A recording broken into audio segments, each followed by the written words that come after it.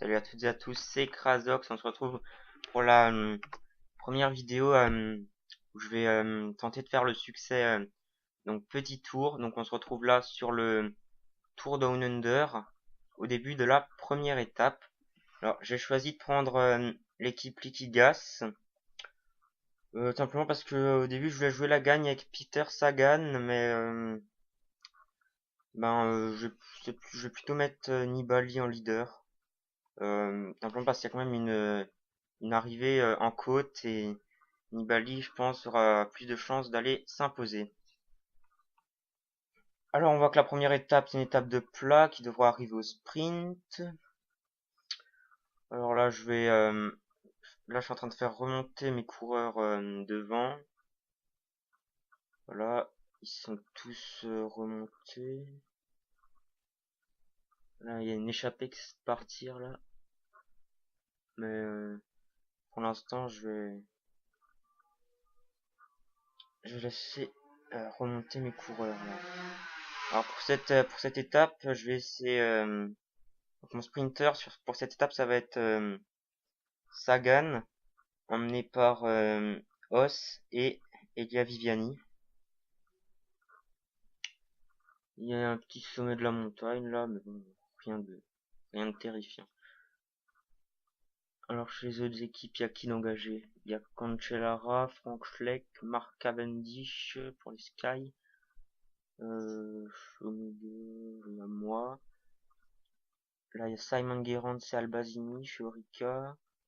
Oscar Freire pour les Katusha, Greipel pour les Lotto, Farrar pour les Garmin. Et après, il n'y a pas vraiment de leader. Ouais, il n'y a pas vraiment de leader chez les autres équipes.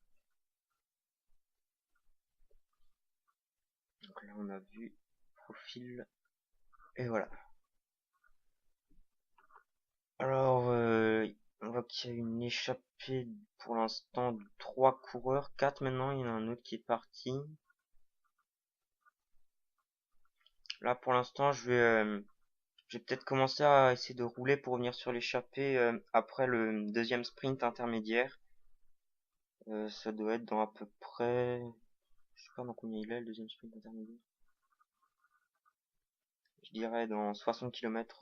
Donc à peu près 30 km de l'arrivée, je vais commencer à rouler. Alors dans l'échappée, il y a qui? Il y a Jérôme Pinault, Steve Chenel, un coureur Garmin et Niki Sorensen pour la Saxo Bank. Donc ils ont combien d'avance? Ils ont 4 minutes, 4 minutes 20. Là, ça augmente. Je pense que ça va augmenter jusqu'à un peu plus de 5 minutes, mais pas plus.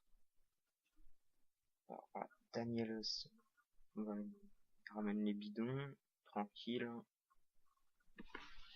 Vraiment, cette étape de plat, vraiment, ça va vraiment être tranquille, hein. Vraiment, il n'y a aucun risque de perdre du temps sur une étape comme celle-là. Enfin, je pense. Vraiment que l'échappée aille au bout, mais c'est pratiquement impossible. Steve Chenel, vainqueur du sprint intermédiaire. Et là, les échappés vont arriver à la côte de troisième catégorie.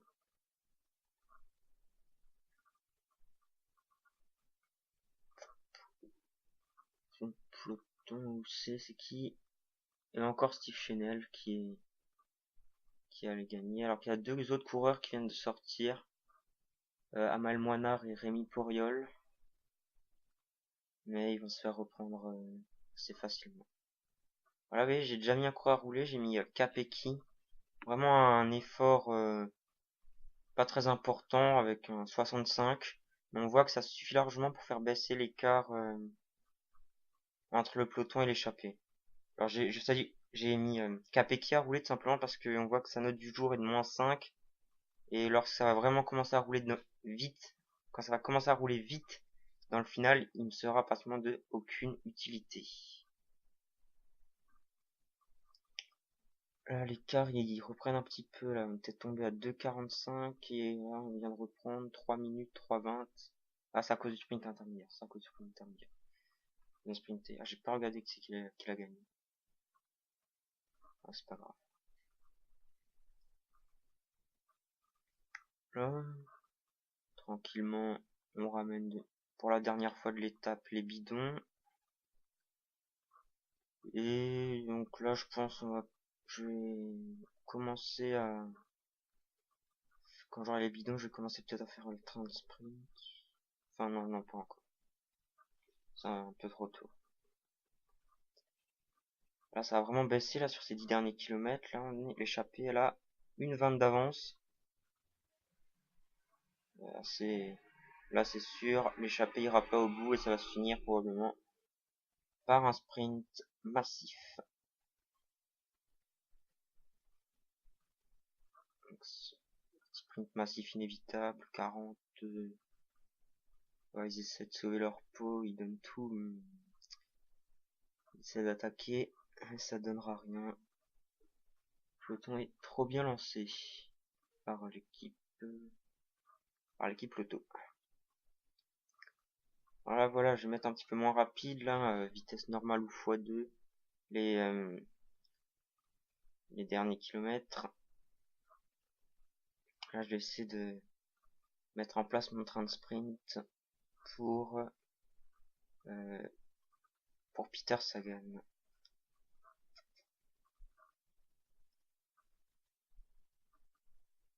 On voit Capecchi, il est devant, mais il va me servir vraiment à rien. On a dit la Viviani, il est remonté. Il reste 2 km, je vous préviens aussi, je suis très, mais très nul en sprint massif. Hein. Alors, pour le succès, petit tour, j'ai mis bien sûr difficulté normale, ce qui correspond plus à mon niveau de jeu. Ah, ça va vraiment. Là, je suis vraiment nul en sprint massif. Moi, j'arrive pas du tout à les gagner. Là, je sais même pas si je vais réussir à finir dans les 5 premiers. Enfin, c'est pas que je sais pas si je vais réussir, c'est que je sais plus si je vais finir dans les 5 premiers parce que, comme j'ai déjà dit sur la première vidéo, je joue mes parties, je les enregistre et je les commente par la suite. Alors là, on voit vraiment là, Greipel, il est emmené dans un fauteuil pour la victoire. Daniel Hoss essaie de le faire revenir. Viviani, je vais le faire suivre. Hoss. Là.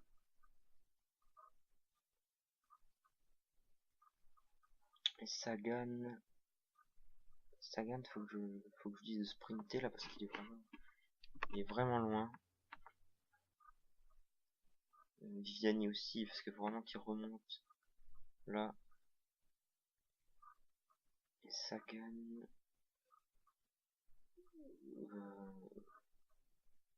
ouais non, je vais le faire sprinter. Voilà.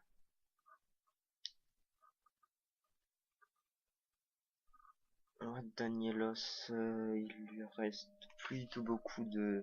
Sa barre rouge est pratiquement vide, donc il y aura pas au bout. La Viviani pas mal. Sagan sur la droite de la route aussi. Viviani. Ouais non. Victoire de André Greipel. J'aurais peut-être pu dire à Viviani de sprinter un tout petit peu plus tôt. Donc je finis 8ème avec Sagan et 9ème avec Viviani. Donc je vous l'ai dit, le sprint massif c'est pas du tout mon truc. Voilà. Allez, la page des résultats.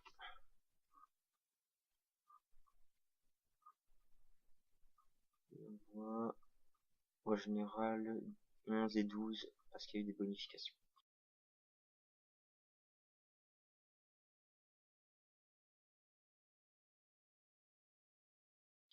L'étape 2, c'est une des deux étapes vallonnées. Donc je vais changer les roues. Ces roues-là, c'est les Speedy SR. C'est vraiment, je trouve, les roues les plus polyvalentes du jeu. C'est vraiment les roues quand c'est vallonné qu'il faut avoir. Donc quand on a de la montagne, c'est vraiment ce qu'il faut avoir. Donc on voit que les favoris, il y a bien sûr Nibali, il y a Frank Schleck. Pas eu le temps de regarder les autres. Quand à partir de la mi-course, avant. Alors il y a Ilinski, Pouls, Moreno. Je parlerai du profil après. Outsider, Gerrans, Rogers, Machado, Lekman, Siutsu. Et à ne pas sous-estimer, il y a qui? Il y a Uberland, Albazini, Lemebel, Herman et Frère. Donc on voit que Sagan n'est pas dedans. Mais je crois qu'il va quand même finir sur un bon résultat, Sagan. Nibali. Je n'en dis pas plus. Alors, on va faire revenir mettre mes coureurs devant.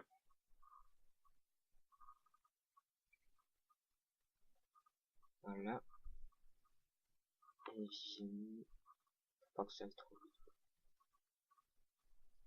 Allez, c'est parti. Donc on a aussi là sur le sprint de la première étape, on n'a pas du tout vu Mark Cavendish. Je sais pas combien de temps il a fini. Là, je crois qu'il a fini dans le tour du 15e.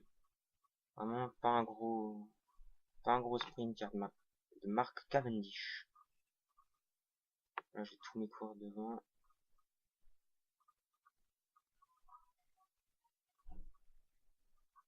Voilà, tous sélectionnés. Et stop.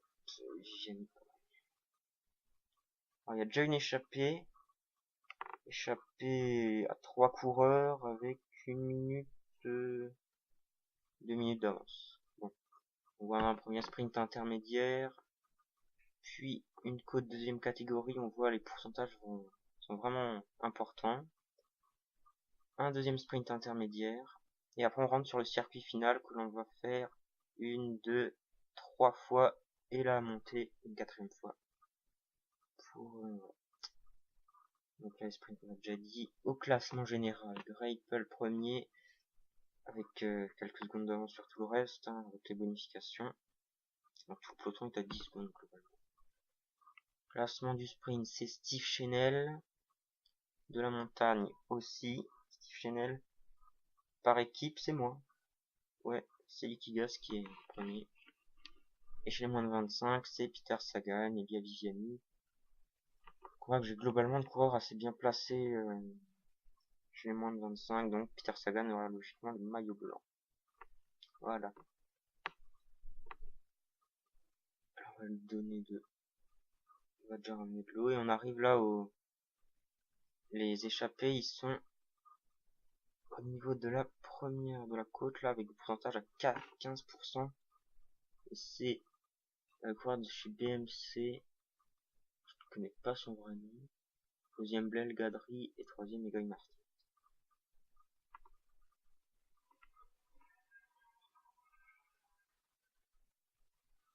Alors il y a qui dans cette échappée? Il y a Blaise Gadri, Egoy Martinez, Chris Anker Sorensen, alors la BMC Pineroli. Et il y en a encore un.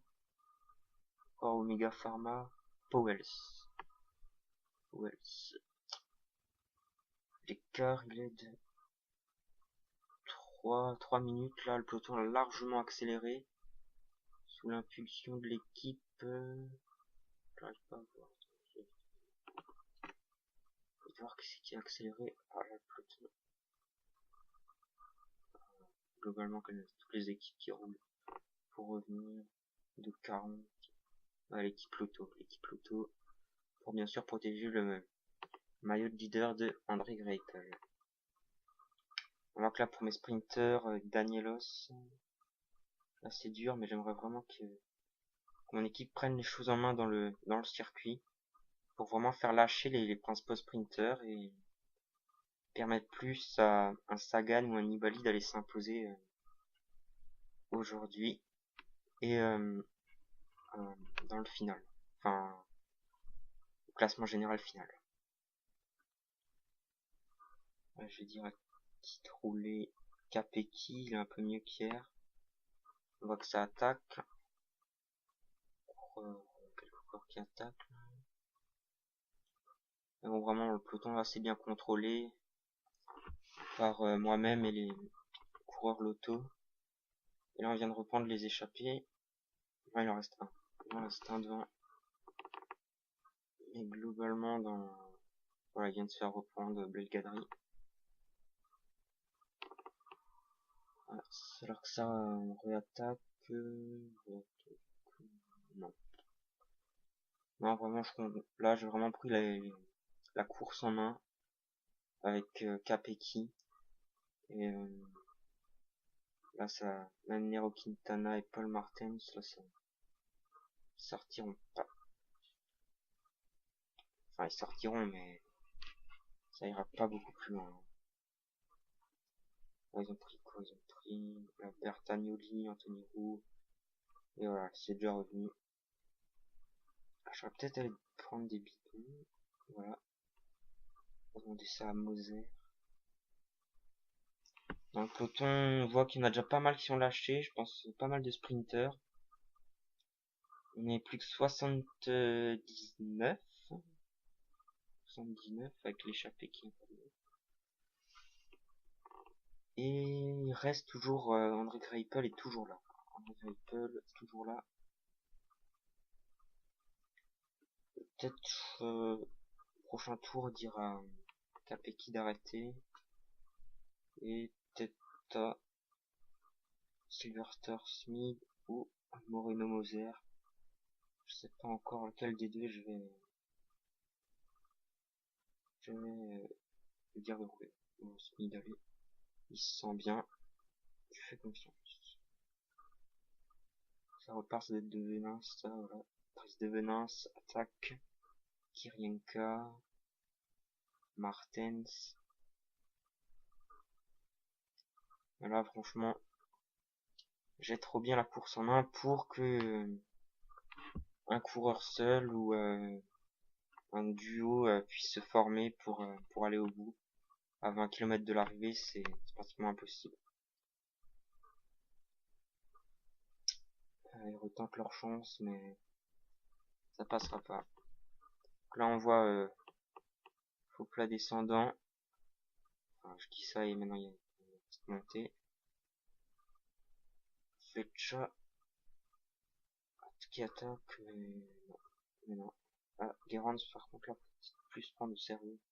Simon Gerrans. Là, ils sont globalement accélérés, mais non. Frank Schleck qui attaque. Alors là, Frank Schleck.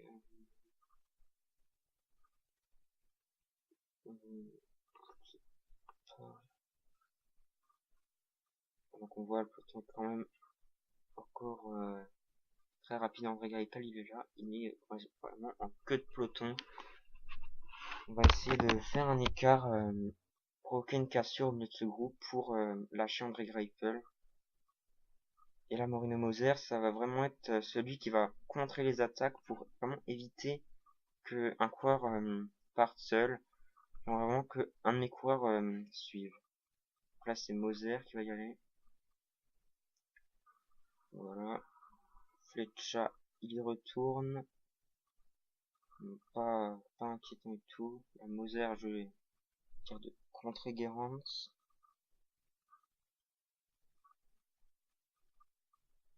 Petite descente. Et là, c'est parti dans la montée finale.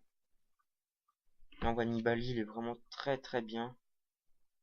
Et Peter Sagan aussi, un petit peu plus entamé, Sagan, mais globalement, ça devrait aller.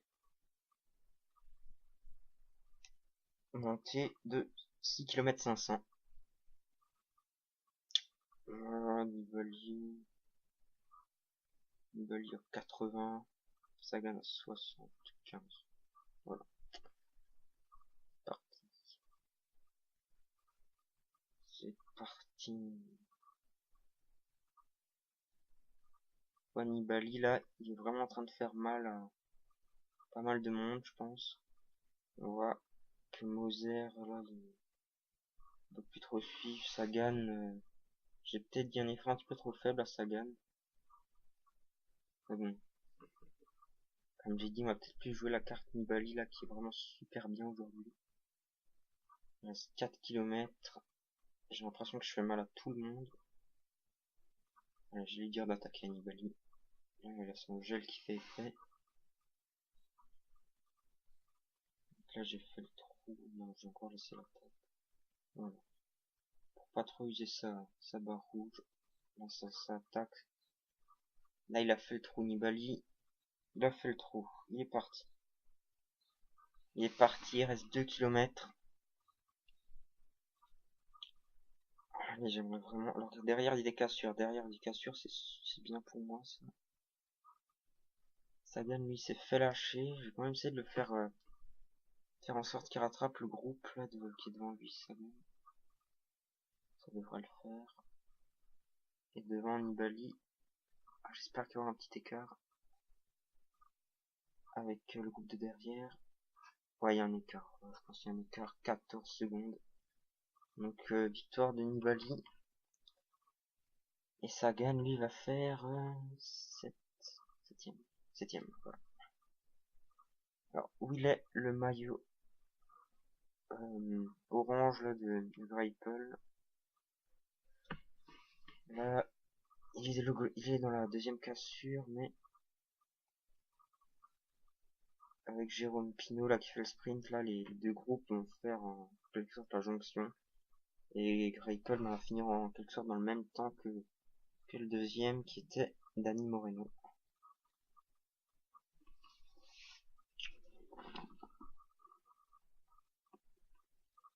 Voilà. Bon ben, c'est la fin de la deuxième étape là, du Tour Down Under. Donc normalement je suis en tête avec Nibali au classement général. On va voir ça tout de suite. Oui, je suis en tête avec 14 secondes d'avance sur André Greipel. Bon ben voilà, la première partie du Tour Down Under est terminée et on se retrouve donc demain je pense pour la deuxième partie de ce Tour Down Under avec les étapes 3, 4, 5 et 6 que je mettrai en une seule vidéo. Allez, salut tout le monde!